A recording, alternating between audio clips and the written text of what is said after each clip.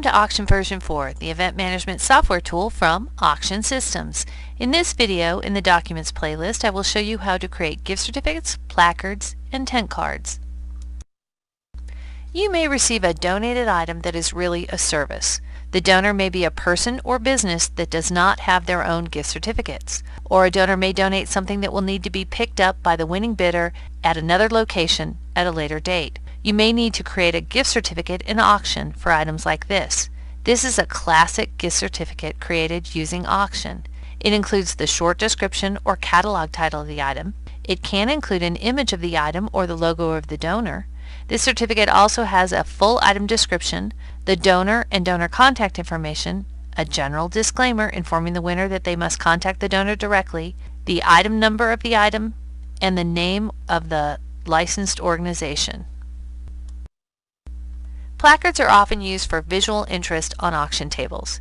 If there is no physical item to put out on the table to attract bidders to the bid sheet, create a placard for the item.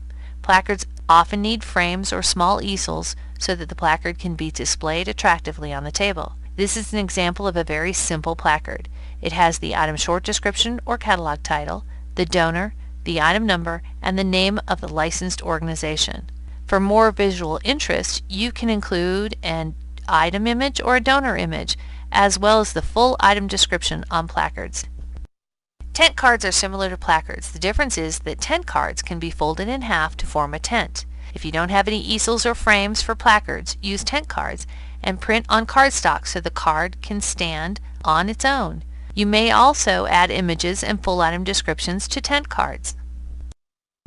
Now let's see how to create one of these types of documents. To get to any of these item documents, on the main home task ribbon, click Documents, then Item Documents, and then pick the appropriate item document. I chose gift certificates, but no matter what document you pick, you will see a screen similar to this. This is the Select Format screen, and there are three parts on the left side of this screen. The top part relates to the bottom part, so we'll start at the bottom. If you have a saved document of this particular type, it will be here at the bottom. If you have printed a document of this type in the past without saving it, Last Printed will remember what that document looked like. Clicking on a Saved Custom Format or Last Printed will reload that format. But when you saved or last printed a format, you also had some item selection criteria associated with that format, which brings us to the top of this panel. If you want to load the format and the item selection criteria, this default is selected for you. But you can click the button to only load the format and not the item selection criteria before picking last printed or your custom format. If you want to create a document of this type from scratch, choose the appropriate paper size by clicking on it. Picking a custom, last printed, or starting from scratch will take you to a screen like this. At the top is the ribbon. On the left are panels for both the item selection criteria and the layout of the document itself. The center is the list of items that fit the item selection criteria in the top panel on the left. On the right is a preview of what the document would look like for one selected item in the list of items down the center. This preview is never for all the items. It is simply here so you can see what the format would look like. If you want to see a preview of the documents for all items in the list, you must click the Preview All button on the top of the ribbon. This preview is connected to the buttons on the bottom of the screen. These buttons along the bottom control the preview. When you don't want to see this on-screen preview, click the On Demand button and the preview will go away. When the After Idle For button is selected, you can set the timing for how fast the preview on screen will refresh. The default is every 2 seconds if a change has been made. I find this 2-second timing really annoying if I'm making lots of changes because the screen will constantly be blinking on and off as the preview refreshes. So in making lots of changes, change this timing to at least 60 seconds by typing it in here. Then, if it doesn't refresh immediately after the last change, click the Update Preview button and force the refresh. This button will also turn the preview back on if you had turned it off by clicking On Demand. And of course, the Default Timing button pops up a screen where you can change the default update timing to whatever timing you want. But this will change it for every screen that is a formatting screen for either a report or a document. Be sure to set it for a reasonable number of seconds. or others who open your project may not ever see a refresh and might not know to click Update Now to force a refresh. They will think making changes to the document format doesn't do anything. Let's look at the ribbon at the top first. The first 4 buttons tell you how you got to this screen. The Select Format button on the top does the same thing as the Select Document button on the left. They cause the documents choices you had in the previous screen to fly out from the left. If you need to change the document size and start over, click either of these buttons. The Page Setup button does the same thing as the Customize Page Setup button on the left. It causes a panel to fly out from the left. In this panel, you can change the paper orientation from portrait to landscape. You can change the paper size from letter to legal. You can also change the margins, and if you want to print an image on a document, pick the image quality for any images you would like to include. Good quality is usually sufficient for gift certificates, placards, and 10 cards. The Fonts button is also the same as the vertical Fonts button on the side. These buttons cause the Fonts panel to fly out from the left, where you can change the font and font size for any parts of the document. The next button on the ribbon is Num Page. This button can be very handy if you need to make many identical gift certificates or placards for a retail or multi-buyer item. For example, you may have a pool party or pizza party item that 20 or so people can attend. This type of item is often sold as a retail item where the bidders are not outbidding each other. They are simply paying for one of the slots at the party. You may want to give each purchaser a gift certificate or a save the date type of card. For document selection, pick a full page size. In Page Setup, make sure the document is landscape and the margins are very small, say 0.5 inches in each direction. Then in the Num Page button, click 4 or even 6 of the boxes, depending on how much wording you need on a card. If you're going to include a full item description, as long as it's not too long, you can probably fit 4 to a page if the font is not too large.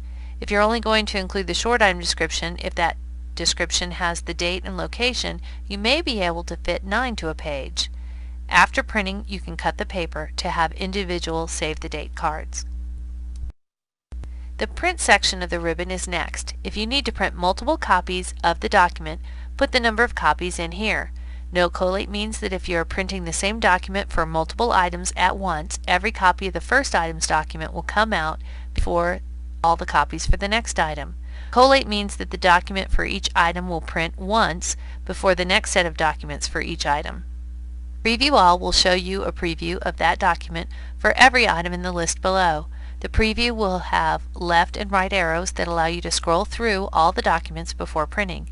This preview will pop up in a new window that normally pops up in the front of the current screen, but occasionally on some people's monitors it will pop up behind. If it does pop up behind, you won't see it and you may think the auction has stopped working, but really it's only waiting for you to look at the preview and then close it. Look at the bottom of your monitor and you will see the icons of the applications that are running. Hover your mouse over the auction gavel icon on the bottom of the screen, and if there is more than one screen auction up, the icon should give you a glimpse of both. Pick the one that looks like the preview by clicking on it, and it should bring the preview to the front. The Print button has an arrow that means there is more than one choice associated with the button. In this case, the choice is to print only the document for the selected item in the list of items in the formatting screen below, or to print all the items in the list. Save allows you to save an item selection criteria and the design of the document as a custom document. If the Save button is not enabled, click the Hit button to find out. Panels Open opens all the formatting panels, which I will show you next, and Panels Closed closes all the panels. The top panel is the Item Selection panel. On the left in this panel is the item types. Since I picked gift certificates, all item types have been selected. If I don't want to create this same document for all item types, I can turn an item type off by clicking on it. Dark buttons are selected, light buttons are turned off. To the right of the item types in this very same panel is the Refine area. Since I picked gift certificates, some refinements have already been added for me. If I don't want to limit the list of items to items that fit these particular refinements, I can turn a refinement off by clicking on the X to the right of the refinement. I can also add more refinements to further drill down the list to some particular items by clicking and or below the last refinement and then choosing a new refinement from the pull down. But for gift certificates, these refinements, already chosen for me, make some sense. The first refinement says show me only items that are marked as gift certificates. When the item was entered in the data in the item entry form, if the item was marked as a gift certificate, it would be included in the list. Then there is another refinement which says show me the items that fit the first refinement and also fit a second refinement, which is that they are also a gift certificate that has been marked as to print for the reason that they have not yet been received. Next we have the header panel. Gift certificates, placards, and tent cards can all have a header if you need it. If you do not need a header, you can leave this panel alone. The header can include a project image, such as your organization's logo or a special image for the event. These images are stored in the project in the Settings task in Project Settings. If you would like to include any special generic text at the top of all documents, the header text can go here. Only thing you cannot change is the name of your licensed organization. However, if you do not include any other image or text in the header, the only place the organization name will appear is at the bottom of the document. Next we have the layout panel. The top of this panel has the item information. You can include an item image above the item title, below the title but above the full item description, to the left or right of the full item description, or below the full item description and other information. You can include the item type and number or just the item number. Most documents of these types often don't need item number at all. The catalog title or short description, though, must be included. The full item description can be included if you wish, and if the item is a basket assembled in auction, you can list the contents of the basket. Item notes can be included.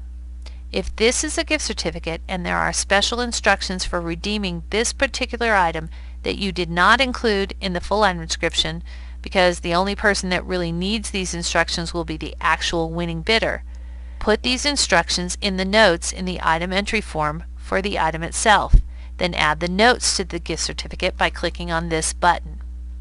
On gift certificates, but not on placards and tent cards, the item information at the top can also include the donor value of the item. If you want to include the item value on the gift certificate, turn that on here. I'll talk about how to include the value on placards and tent cards later. Dark buttons are on, light buttons are off. Next we have the donor information portion of this panel. You can turn off any information about the donor, including even the donor name, entirely on a document by turning off the button. If you have saved a donor image in the name entry form for the donor, you can also reproduce the image to the left of the name information. Gift certificates, there is an additional feature in the donor information block.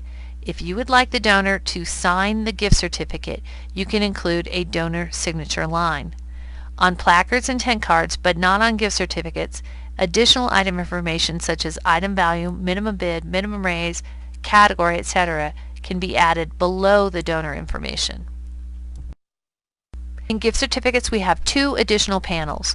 The first additional panel is for the disclaimer. The disclaimer often says something like the purchaser needs to contact the donor to claim the item. This disclaimer will appear for all items, so it is a generic disclaimer. If you have some particular information that the purchaser of a specific item must have that is not included in the full item description of the item, enter that information in item notes and include notes on the document. If an item does not have any notes, nothing will appear in that spot on the document for that item. There is a default disclaimer that you can use or modify by clicking Custom. Also in Custom you can create your own. If no disclaimer is needed, click None. The last panel on gift certificates only is the footer. Placards and tent cards do not have a footer. In the footer you can include the item number of the item. Inventory ID is also a choice here in the pull-down. This will appear to the left at the bottom of the document, unless the organization name will be on the left, and then you can add the item number or inventory ID to the right if you need it on the document. Notice the organization name can appear to the left, right, or center, but it will always appear somewhere. You cannot turn it off. Once you have the format and item selection as you like it, click Save on the ribbon and name your document. The document will become a custom document that you can reload again and again. Thank you for joining us.